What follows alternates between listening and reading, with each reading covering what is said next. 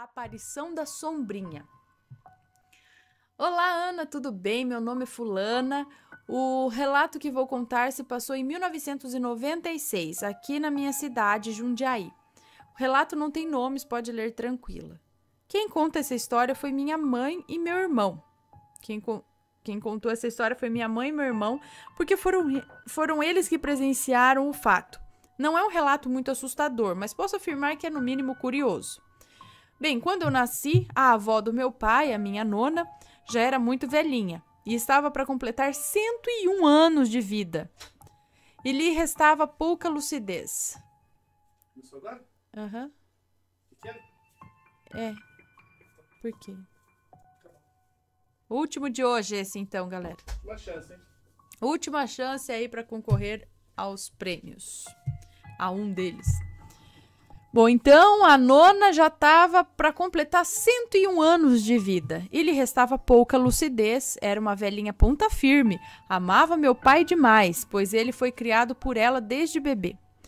Minha nona morou na minha casa com os meus pais por muitos anos e sempre teve boa saúde, mas com o avanço da idade ela foi apresentando sinais clássicos da velhice e precisava de cuidados. E como meu pai trabalhava e minha mãe tinha que cuidar da minha irmã que tinha 6 anos, do meu irmão que tinha 8 e ainda estava grávida de mim, não podia dar a ela toda a atenção que ela precisava. Então minha nona foi morar com uma de suas filhas e levou com ela todos os seus poucos pertences. Esse detalhe é importante. Meses após ela ser levada para morar com a filha dela, eu nasci. Meus pais me levaram para ela conhecer. Ela já estava bem mal.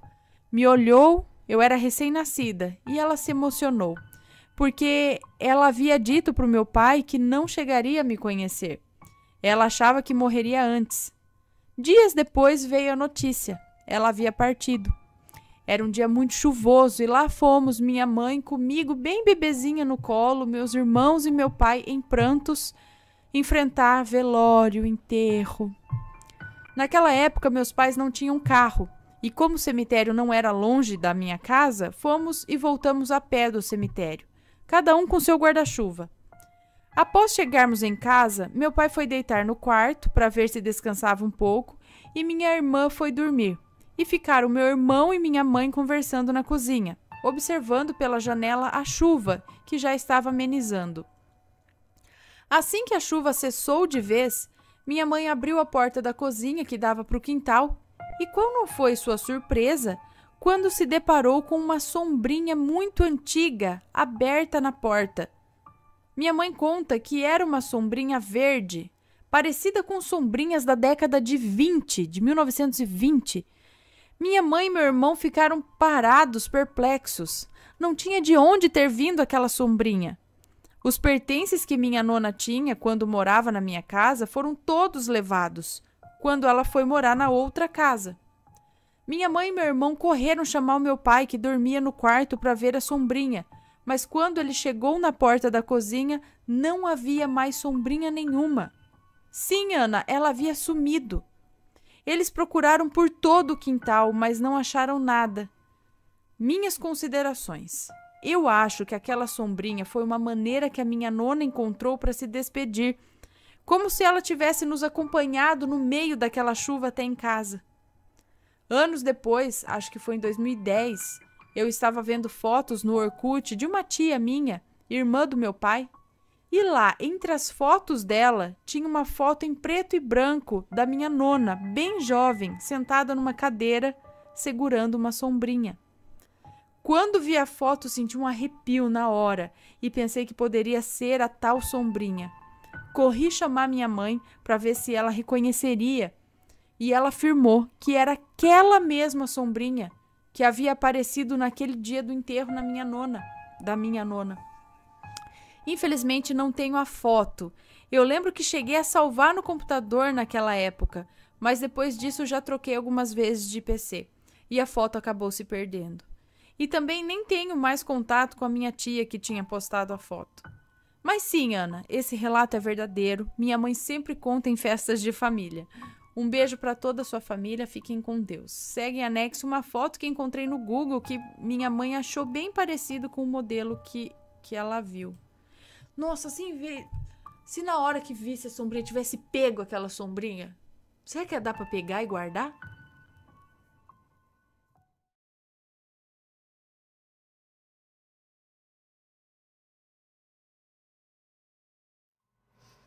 É este daqui. A Casa Sinistra do Meu Pai. Este é o primeiro relatito de hoje. Vamos lá. Acho que é uma moça que nos conta. Eu não sei ao certo se essa história se enquadra com mundo paralelo, mas as coisas que aconteceram foram muito bizarras. E nem eu, nem minha irmã gêmea conseguimos esquecer, mesmo se passando muito tempo do ocorrido. Nessa época, eu e minha irmã tínhamos 11 anos. O ano era 2002. Nós fomos morar na casa do nosso pai, pois os nossos pais são separados. Ele comprou uma casa velha para reformar e então morávamos na casa da nossa madrasta até essa outra casa ficar pronta. Lá a convivência era tranquila e agradável, nada de estranho. Bom, um ano se passou e a casa que o meu pai havia comprado ficou reformada, ficou pronta, acho, né? Então nos mudamos para lá. De início, gostamos da ideia de morar em uma casa espaçosa e bem bonita, com móveis novos, mas nos mudamos e sentimos alguma coisa estranha. Começamos a nos sentir desconfortáveis em estarmos lá, mas não consegui explicar o porquê. 2 anos se passaram. Eu e minha irmã estávamos assistindo TV à noite na sala e fomos para o quarto com as luzes apagadas, para não acordar o nosso pai. No caminho, sentimos um sopro forte e frio no pescoço, como se tivesse algo ou alguém atrás da gente, querendo nos aterrorizar. Fomos correndo para o quarto. Cara, nós duas sentimos a mesma coisa. Definitivamente aquilo não foi coisa da nossa cabeça. Nessa noite, juntamos as nossas camas e dormimos de mãos dadas, tremendo de medo. Alguns dias se passaram e mais nada aconteceu. A gente conversava muito sobre isso, se devíamos ou não contar para o nosso pai. Do jeito que ele é, ele diria que nós duas estávamos loucas. Não demorou para que um dia, enquanto eu e minha irmã estávamos ali no quarto, prontas para dormir e com as luzes apagadas já, escutamos passos lentos no telhado. Eram pisadas duras que iam caminhando de um lado para o outro, bem em cima de nós. Escutávamos os passos se afastarem em direção ao quarto do nosso pai e voltarem para o nosso quarto. E quando estava no nosso quarto, era um barulho de pisada muito alto, tipo tum, tum. Era algo ou alguém que sabia que estávamos com medo e estava se divertindo com isso. Mesmo querendo acreditar que poderia ser alguma pessoa fazendo algum tipo de piada, pensamos racionalmente que em cima do nosso quarto era só um teto de alvenaria e por cima era um telhado íngreme, impossível que uma pessoa conseguisse caminhar tão firme e não deslocasse as telhas ou alguém que andasse lá e não caísse, né? Os passos estavam em cima da gente e mesmo cobrindo as nossas cabeças com a coberta, dando as mãos ali, juntando as camas, aquilo não estava parando. Rezar e implorar para que os barulhos parassem não estava funcionando também. Nós nos levantamos da cama e vimos vultos passando pela sala e corredor. Passamos correndo pela sala para ir até fora de casa. Atravessamos a rua e sentamos na calçada do outro lado em pânico. Era impossível voltar para essa casa naquela noite. Ficamos sentadas na rua até quase amanhecer, tremendo de medo. Meu pai nem sonha que isso aconteceu. Nós não acordamos ele porque ele é muito nervoso. Naquele dia, era mais seguro ficarmos de madrugada e sozinhas na rua do que voltar para aquele lugar. Nunca nos esquecemos disso, mas o pior ainda estava por vir. Naquele dia em que ficamos para fora, esperamos pouco antes do dia amanhecer e o nosso pai acordar para entrarmos na casa novamente. Se ele soubesse que nós passamos a noite na rua, nós ainda apanharíamos, porque ele jamais permitiria isso. Meu pai é maçom e nessa época ele costumava dizer que o bode dele espiava eu e minha irmã Laura, a gêmea, e contava pra ele tudo o que fazíamos. Hã? Tem um bode assim? Um bode que conta as coisas? O quê? Isso eu não sabia, não. É? Falar, pai, conta tudo o que acontece. Quem que é esse bode? Tipo o Black Phillip. Não sei, gente. Enfim, ele costumava dizer que o bode dele espiava a mim e a minha irmã e contava pra ele tudo o que fazíamos. Nunca soubemos muito da maçonaria e até hoje não entendemos, mas achávamos que esse bode que ele dizia, estranho, talvez influenciadas também pelo ambiente de terror... Hã? Mas achávamos que esse bode... Mas achávamos... Ah, tá. Mas achávamos esse bode que ele dizia aí muito estranho. Talvez influenciadas também pelo ambiente de terror que estávamos vivendo. Bom, voltando. Só depois que amanheceu o dia é que conseguimos dormir. Eu acho que todo mundo sente que enquanto estamos na luz do dia, estamos protegidos. É verdade. Os passos e os vultos se tornaram frequentes. Havia dias em que nenhuma manifestação acontecia, mas o clima ficava pesado, como se algo sugasse as nossas energias. E em outros dias as manifestações foram mais intensas. Certa vez, na casa, estávamos eu, minha irmã e a moça que fazia a limpeza. Eu estava no meu quarto para dormir à tarde e escutei uma voz bem aguda me chamando e rindo. A voz vinha da janela, como se estivesse abaixada do lado de fora, bem colada com a parede do quarto. A janela do meu quarto dava para o fundo da casa, onde tinha uma área de lazer atrás da churrasqueira e ainda mais profundo a lavanderia.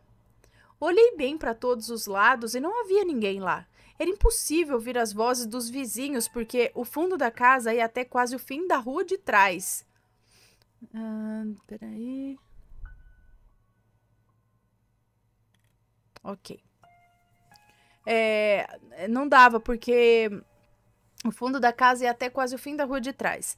A voz era bem aguda e trêmula. Ria e dizia assim...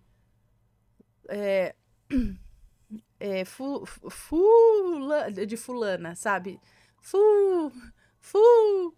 E dava risada. Era uma voz aguda e trêmula. E ia falar, ou falava a inicial do nome dela, vamos dizer assim.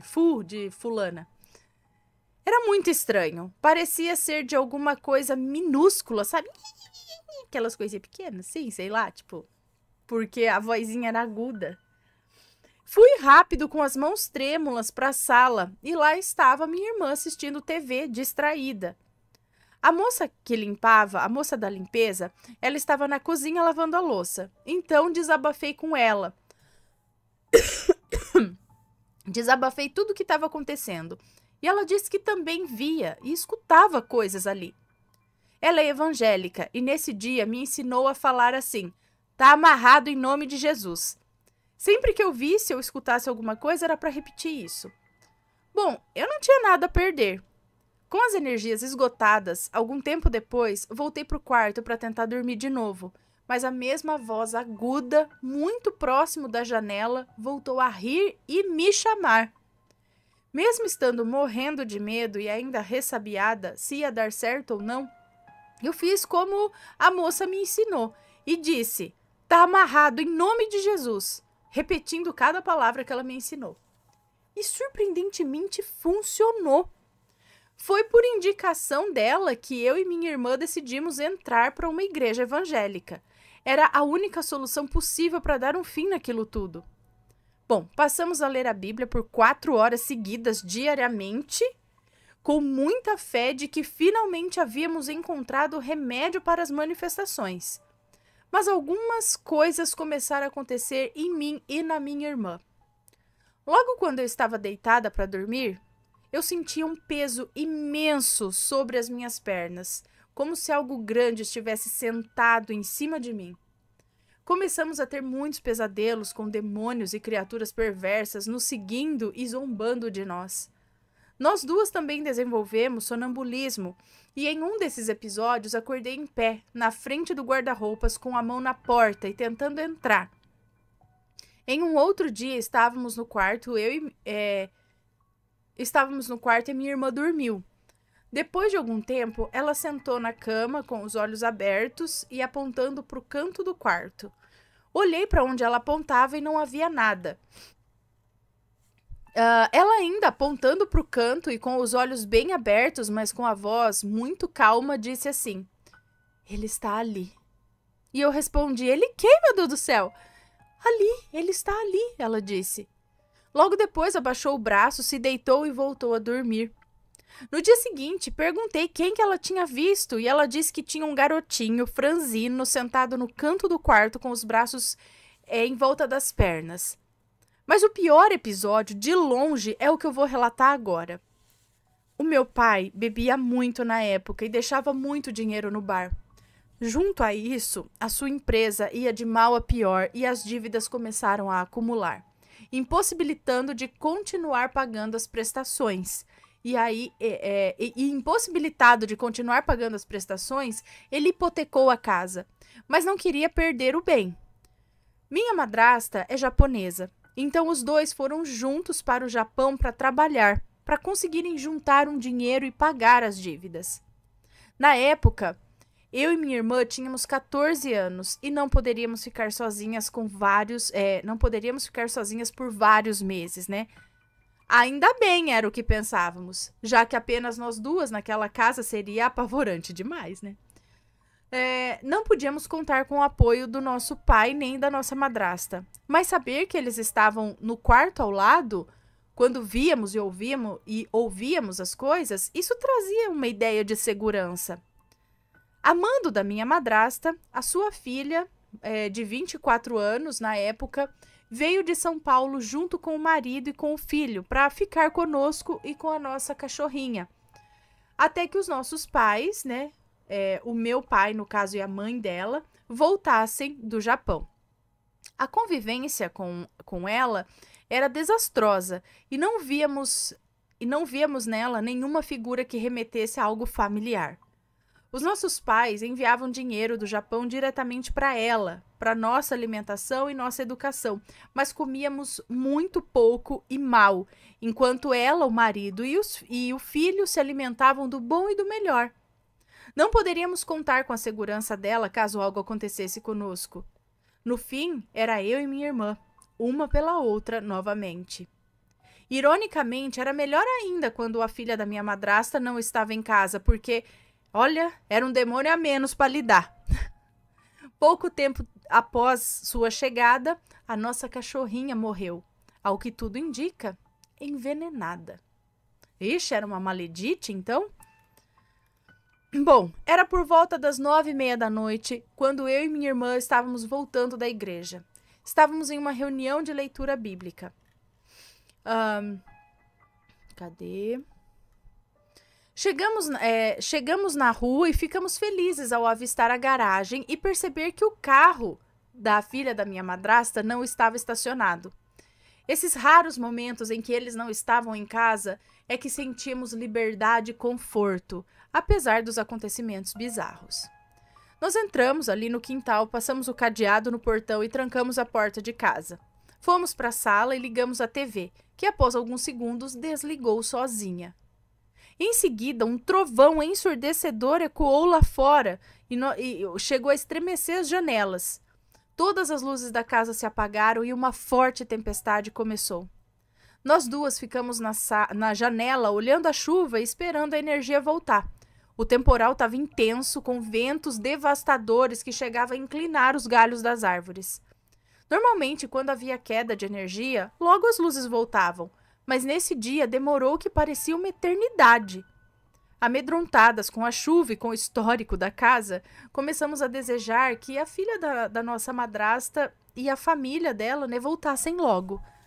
Escutamos vários barulhos estrondosos vindos do fundo da casa e corremos juntas para lá. Espiamos pela janela e havia vários baldes e bacias de limpeza caindo da prateleira e sendo arrastados pelo chão.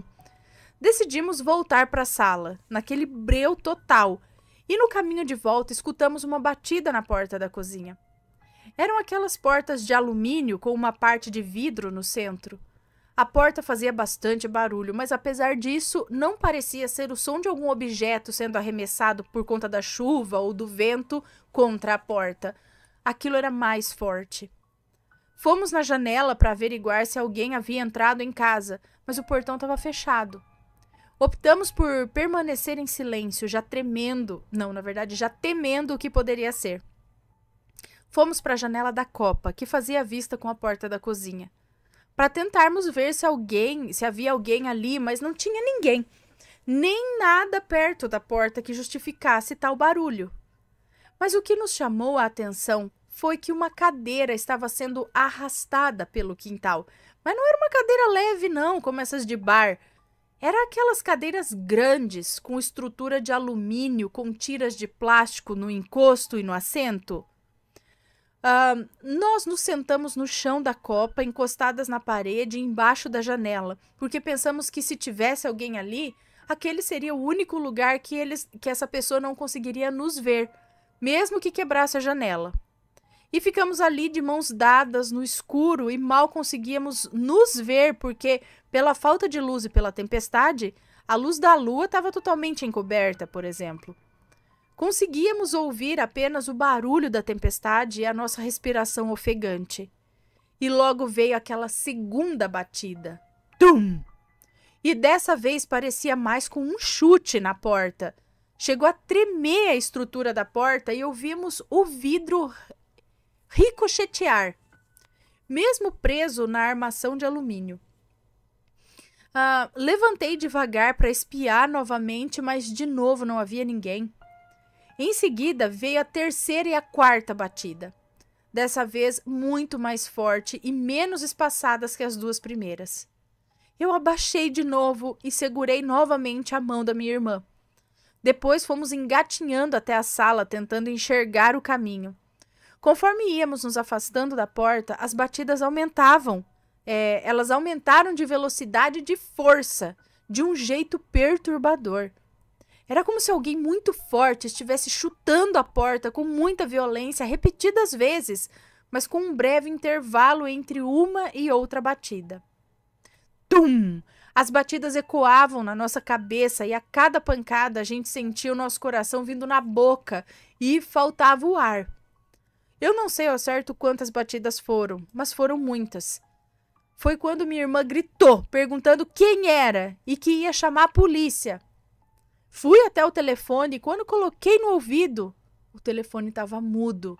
Eu não sei se é por ter acabado a energia, mas nessa época eu acho que o telefone funcionava mesmo sem luz.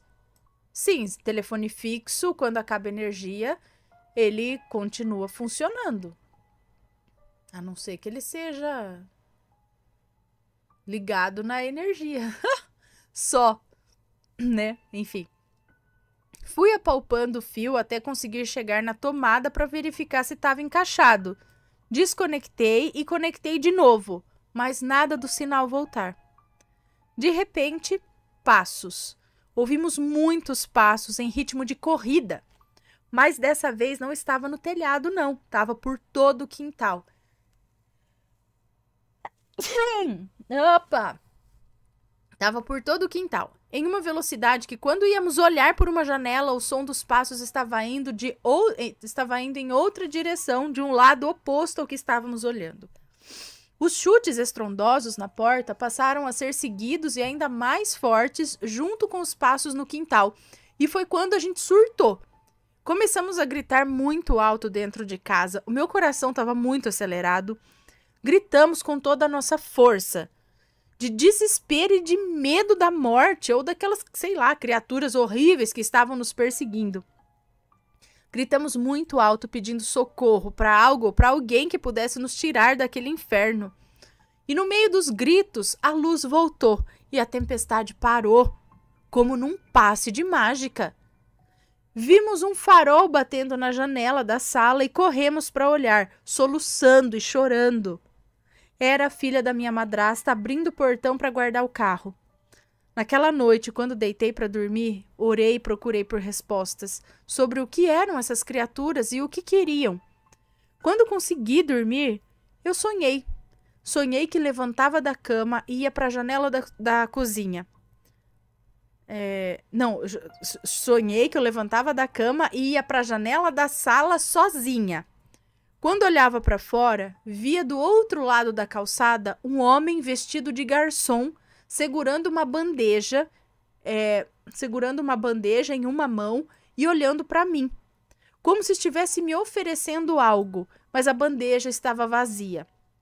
O homem não tinha rosto, ele não tinha olhos, mas eu sabia que ele estava olhando para mim.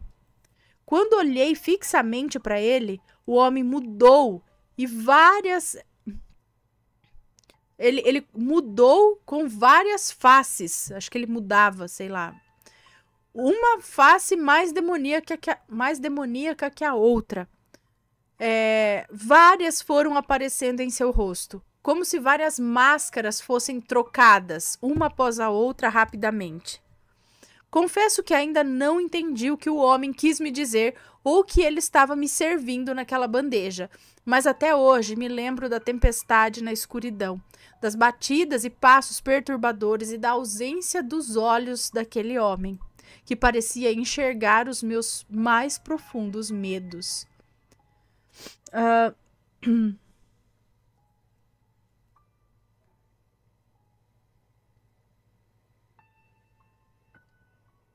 Bom, essa foi minha história, o maior cagaço da minha vida. Ok. Um beijo pra você, muito obrigada. Ela mandou foto aqui do lugar, mas óbvio que eu não vou mostrar, né?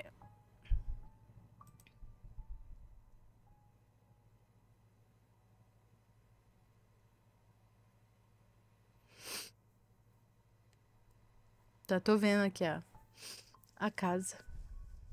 Ok. Muitas coisas. O que será? Será que tem a ver com alguma coisa do pai dela? Não tem? Será que aquilo já estava na casa? Será que aquilo chegou lá por algum motivo? O que será? E esse sonho com um garçom estranho aí com a bandeja? O que será? Mistérios e mais mistérios.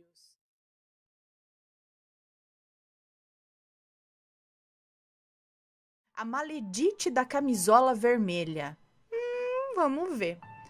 Oi, Ana. Oi, assombrados. Tudo bem com vocês? Eu me chamo Fulana e gostaria de contar o meu primeiro relato para vocês. Caso houver algum nome, já estará trocado. Obrigada. Esse caos ocorreu em 2022. Eu estou com meu marido há 2 anos. Eu o conheci em 2019, no meu trabalho. Começando do começo. Eu sempre fui uma pessoa muito sensitiva, então quando não me dou bem com uma pessoa, alguma coisa tem aí. E foi o que aconteceu com a Maledite. Ela e seu namorado Pedro são amigos do meu marido João. Meu marido nunca percebe maldade nas pessoas, mesmo sendo advogado. Certo dia, fomos jantar na casa da Maledite, por muita insistência por parte do Pedro. Eu e João sempre tivemos uma relação incrível de amizade, de cumplicidade, confiança, amor e carinho. Pouco antes desse jantar, descobrimos que eu estava grávida de 7 semanas. E estava tudo certo até aí.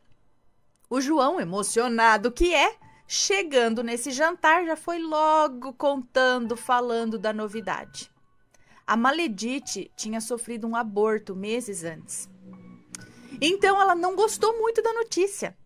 Todo o tempo falando para eu tomar cuidado, para eu fazer os exames corretamente, etc, etc. Tá. Passado mais ou menos umas 2 horas, eu chamei o João para a gente ir para casa. Ele foi ao banheiro e a Maledite logo foi me entregando um presente. Este que já abri. Estranhamente, era uma camisola linda, vermelha, cheia de detalhes. E essa que nunca usei, uma camisola, né? Acabei nunca usando. Eu agradeci e fomos embora. Mas no carro já estávamos nos estranhando. Guardei no armário a camisola e segui minha vida. Passou uma semana e as brigas só aumentando. Chegamos a dormir em quartos separados. Mais uma semana e com muita dor e sangramento, veio a notícia que o nosso bebezinho tinha terminado seu ciclo em meu ventre. Ficamos desolados, o meu mundo caiu, e por mais um mês, com todo esse sofrimento. E foram acontecendo coisas muito estranhas, além disso. Lâmpadas queimando, eletrodomésticos estragando, aranhas aparecendo, aranha, barata, muita mosca aparecendo por aqui.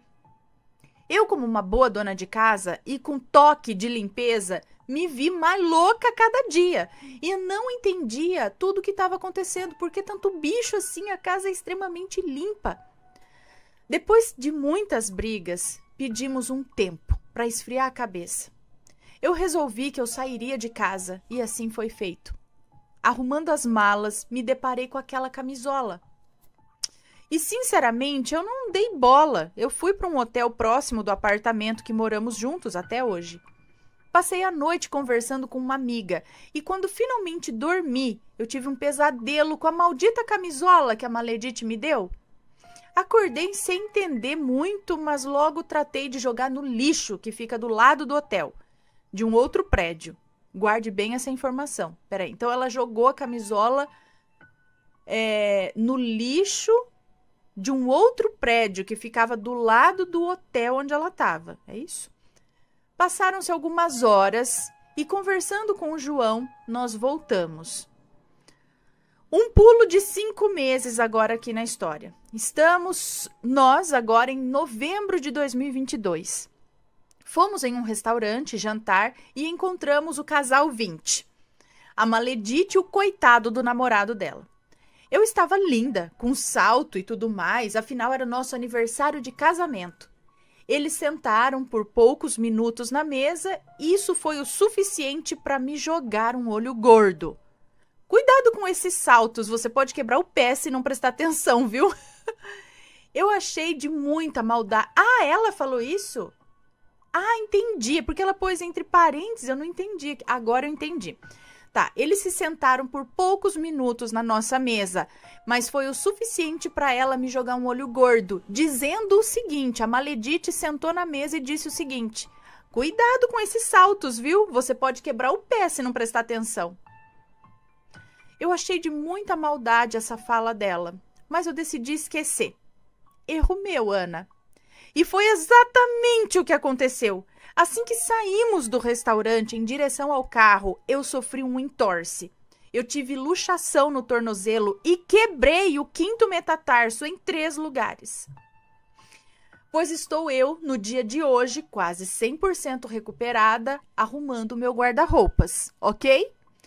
E me deparo com uma peça de roupa vermelha. A camisola estava no mesmo lugar de quando eu estava arrumando as malas para ir para o hotel aquele dia.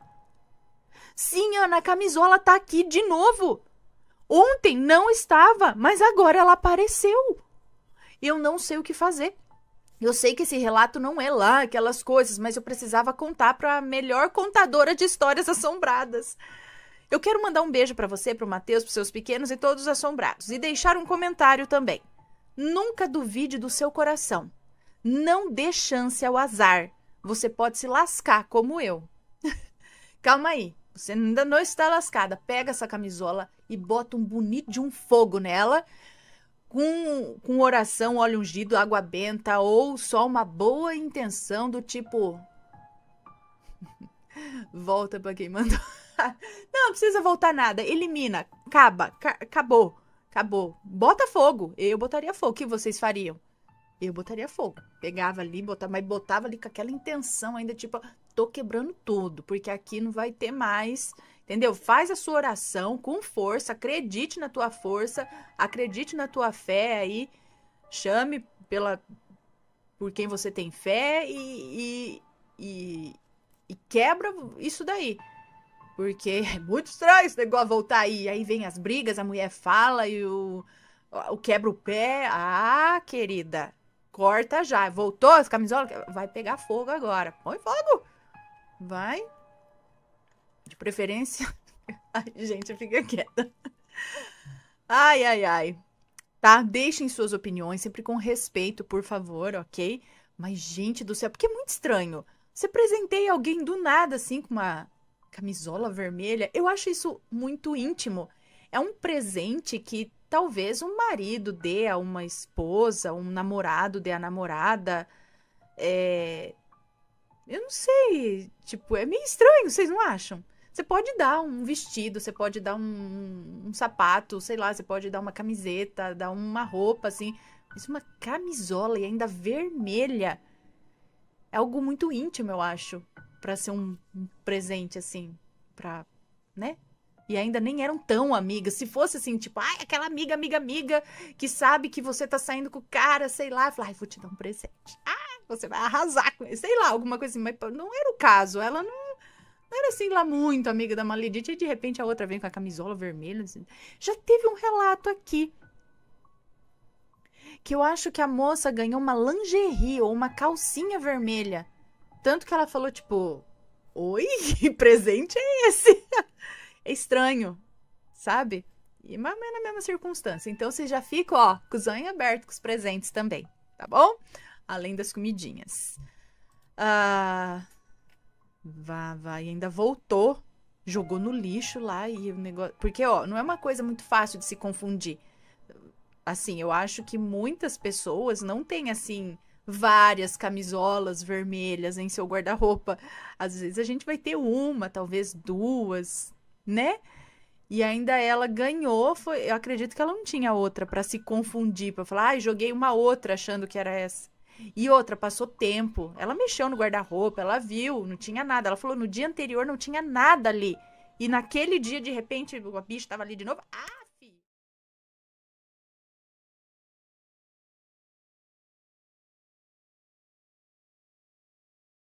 Deixa eu ler mais um relato aqui pra vocês, que é este daqui. A voz do anjo, pessoa usada pelo anjo da guarda.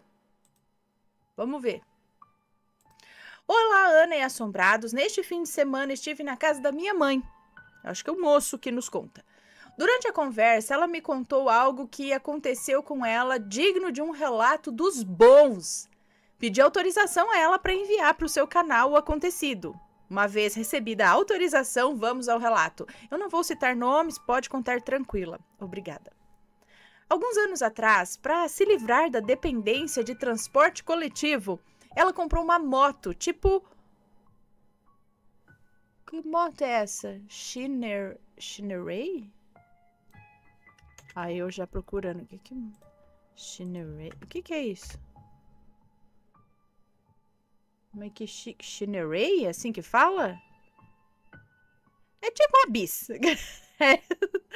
Não é? Tipo uma bis. Eu não conheço essa, mas... É tipo uma bizinha, assim, né? Uma moto tipo Shineray. Novinha, muito bonita. Parecia uma dessas motos bis. Olha lá, tô falando. Parecia muito essas motos bis aí da Honda. Isso, eu conheço a bizinha.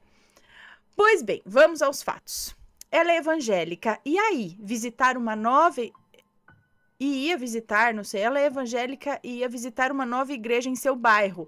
E a pedido da pastora da igreja, que já frequentava...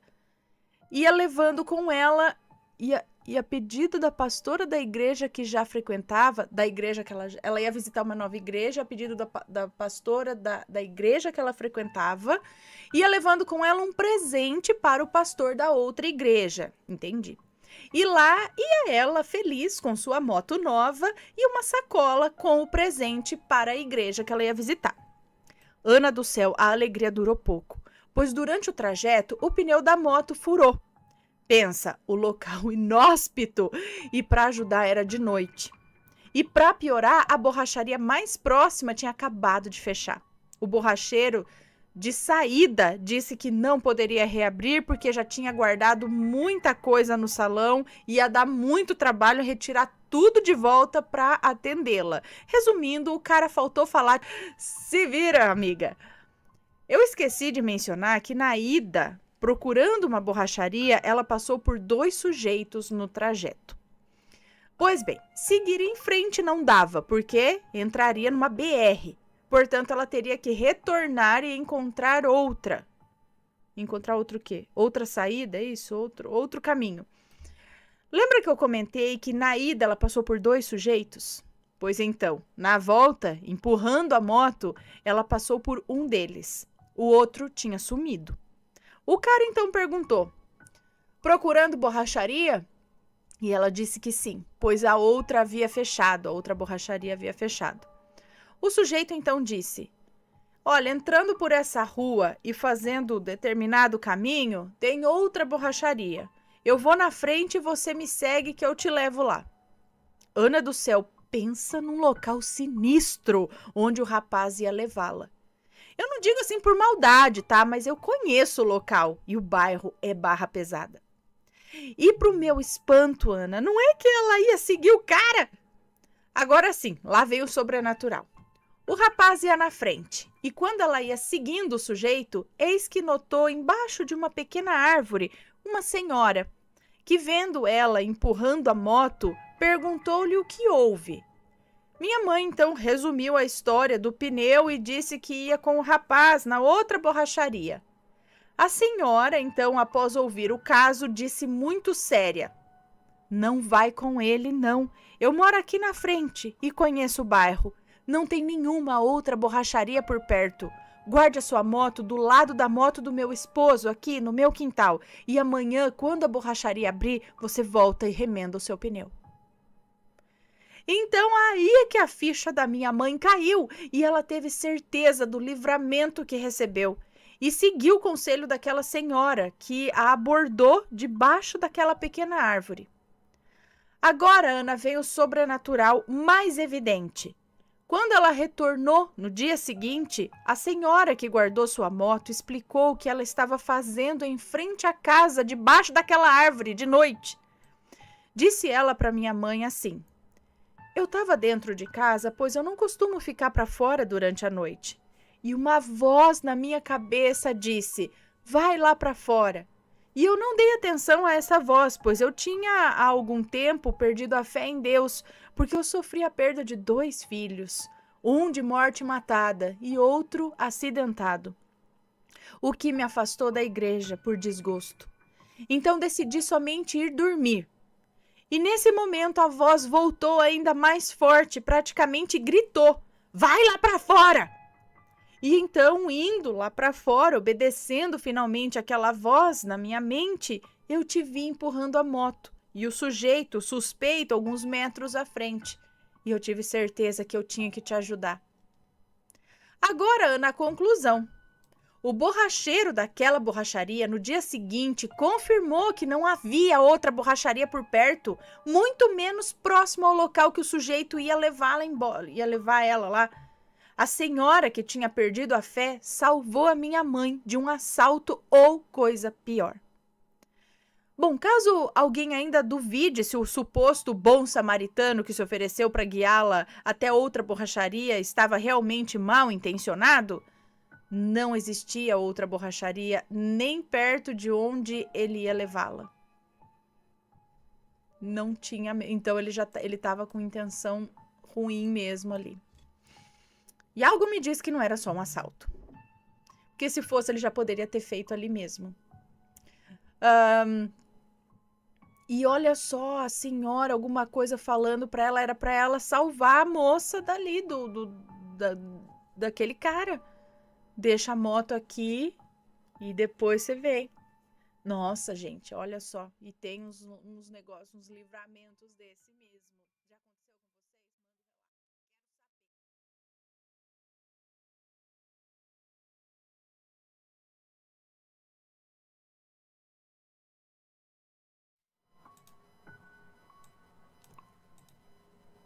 Olha, tem... Tá, vamos ver esse daqui, ó. Agradecimento a Deus e a São Bento. Vamos ver. Olá, Ana e assombrados, me chamo Fulana e gostaria de compartilhar com vocês alguns fatos ocorridos comigo. De antemão, peço que deixem o like, visitem a loja assombrada e confiram a caixa assombrada. Isso aí, vamos ver o que será a caixa assombrada de junho.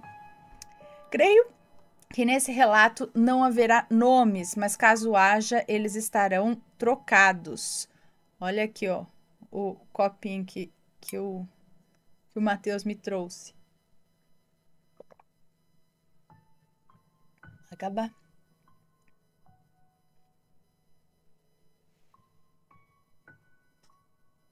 Tá escrito aqui, ó, Glencairn. Aí. Vai acabar logo. Continuando. Tá trocado. Precisarei, antes de tudo, narrar alguns fatos para que o relato seja melhor compreendido. Nasci e cresci em berço evangélico. Frequentei a igreja por bastante tempo, mas de um tempo para cá me afastei dessa religião e atualmente sigo com a minha fé, mas sem frequentar quaisquer igrejas ou fazer parte de alguma religião. Cresci ouvindo que não deveríamos adorar santos e imagens, que isso era uma grande heresia e pecado. Porém, sempre tive uma mente aberta e procurei conhecer um pouquinho de diversas religiões. Nunca achei certo julgar outras religiões, somente pelo fato de não seguirem a mesma linha de pensamento que a sua. Cada um segue o que o seu coração manda, e muitas vezes acho que, na verdade, não somos nós que escolhemos a nossa religião, mas ela quem nos escolhe. Dito isso, vamos ao relato. Há algum tempo ouvi sobre a história de São Bento e fiquei fascinada. Eu não sei explicar o motivo, mas tudo sobre ele me chamou a atenção. Li suas orações e me deu uma grande vontade de ter uma medalha desse santo. Cheguei a pesquisar, mas não comprei. Passados alguns meses, eu estava andando na rua, era bem cedo, quando ouvi alguém chamar nitidamente o meu nome. Imediatamente retirei meus fones de ouvido, olhei em volta e não havia ninguém.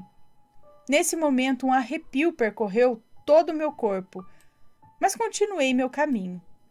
Algumas semanas após isso, chegou o dia 12 de outubro, dia de Nossa Senhora Aparecida, e fui convidada a ir a uma missa em comemoração a essa famosa santa.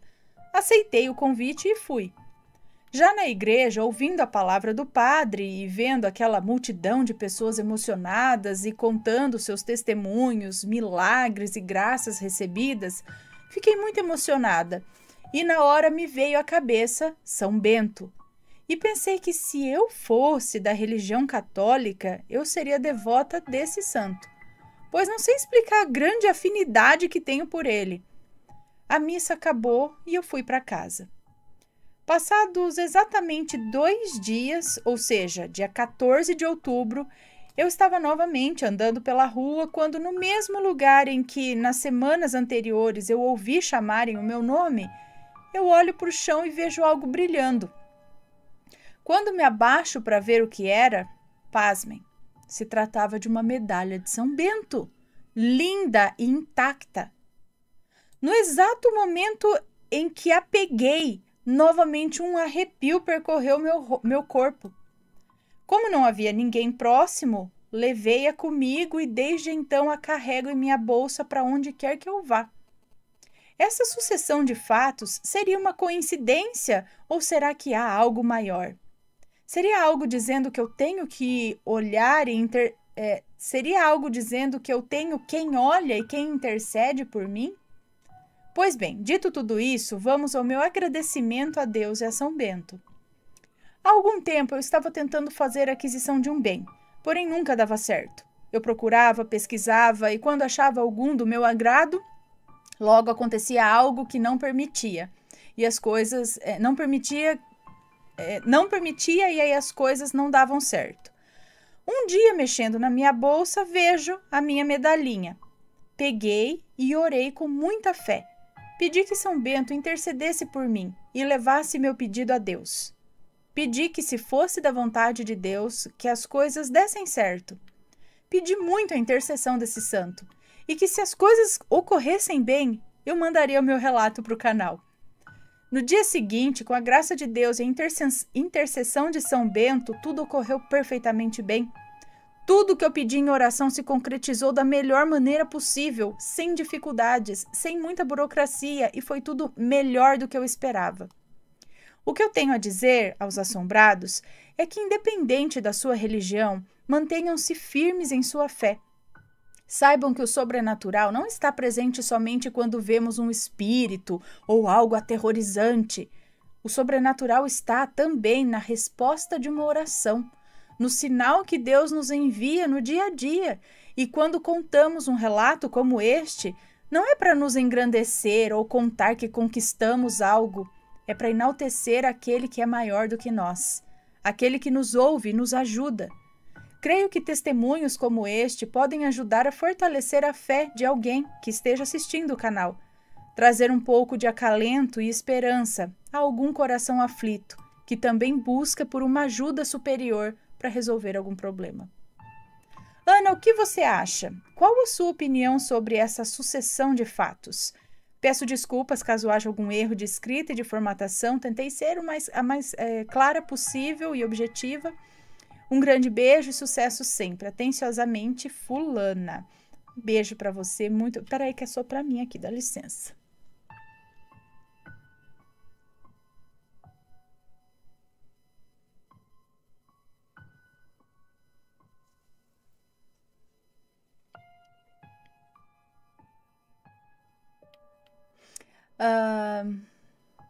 Interessante, né?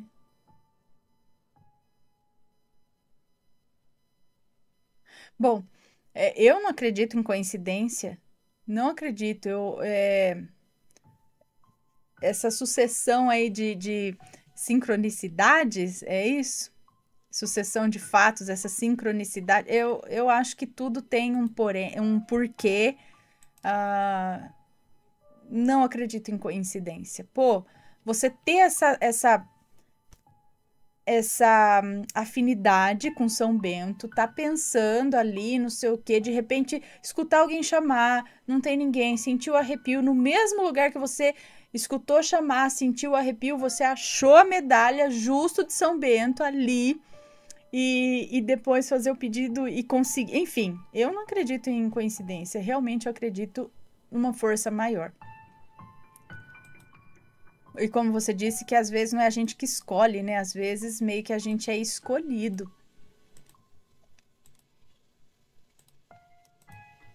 Aí.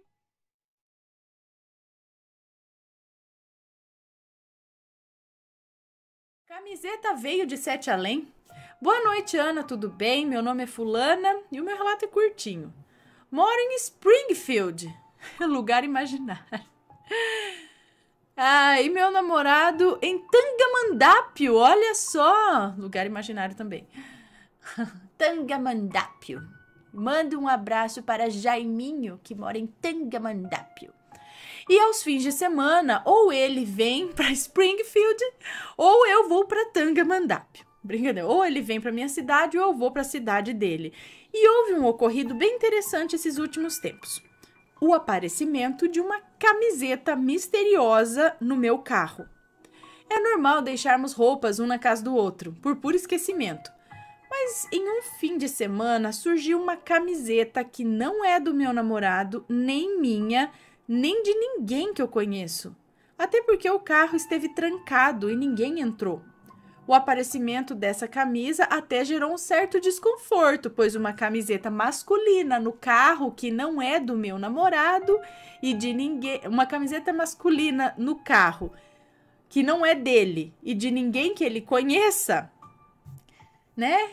Bom, eu acho que alguém de Sete Além deu uma volta com o carro e deixou a camiseta lá. Desde que não tenha gastado gasolina, tá ótimo. Meu relato é esse, Ana. Um beijo pra você, pro Matheus e pras crianças. Um beijo pra você, muito obrigada. Então, e o Matheus também tem uma bermuda aí que surgiu, não sei que jeito, na casa lá da nossa amiga, né? Não é do Matheus, não é do marido do nosso amigo, né? O dono da casa, não é de ninguém. Tá lá a bermuda, não sabe quem é o dono. Mas a bermuda que eu achei que ele esqueceu lá, a irmã dele trouxe de São Paulo. Falou que ele esqueceu em São Paulo. Mas na nossa cabeça foi com essa bermuda que ele foi na casa da nossa amiga.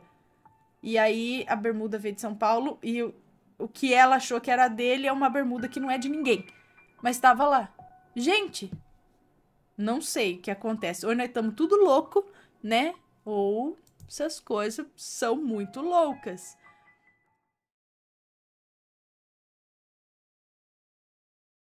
Por que aquela sombra me imitava?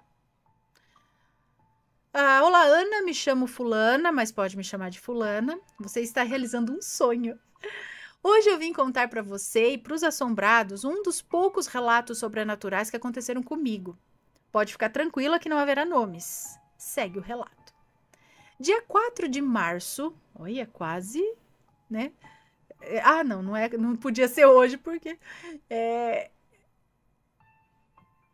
na verdade ela mandou esse relato no mesmo dia. Hoje é dia Tá, então foi agora, esses dias atrás. Dia 4 de março de 2023, era um sábado de manhã, por volta das 8h30 da manhã. E estávamos na cama, eu e meu marido, que vou chamar aqui de Amor. Nessa manhã, o Amor tinha que trabalhar às 9h30, porém ele tem muita dificuldade de acordar. Preguiça mesmo! Então, mesmo com o despertador, eu quase sempre preciso acordar para chamá-lo. Um pequeno momento para explicar uma coisa agora.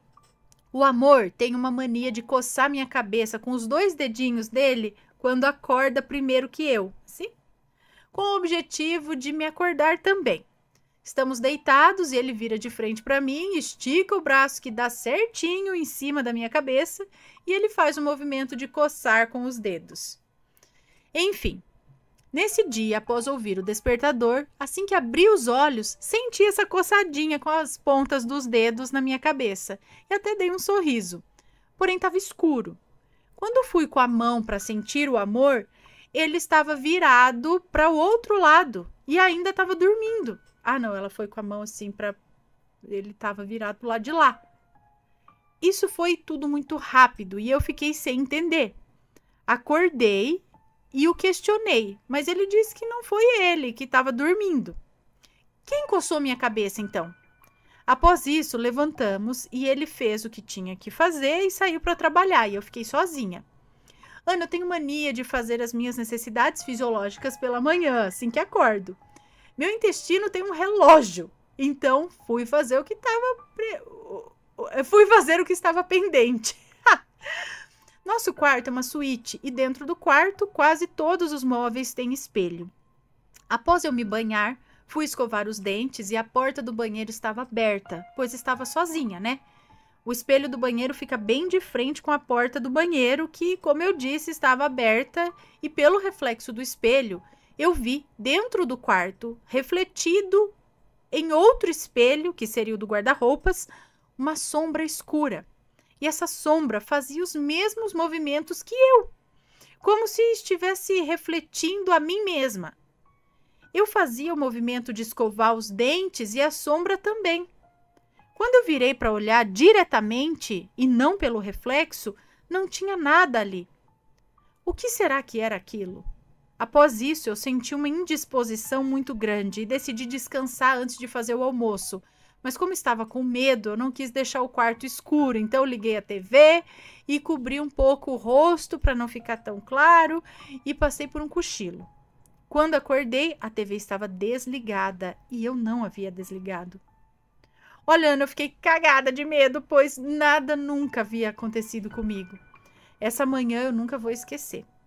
Um beijo para você e para sua família, incluindo os pets, e muito obrigada por ler o meu relato. Um beijo para você, eu que agradeço por tê-lo enviado.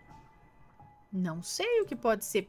Primeiro eu ia dizer assim, será que realmente não foi o seu marido que fez o carinho em você, só que no astral? Ele ainda não tinha voltado pro corpo, vamos dizer assim, né? E foi ele que escutou alarme, mas dormindo ainda, com o corpo astral.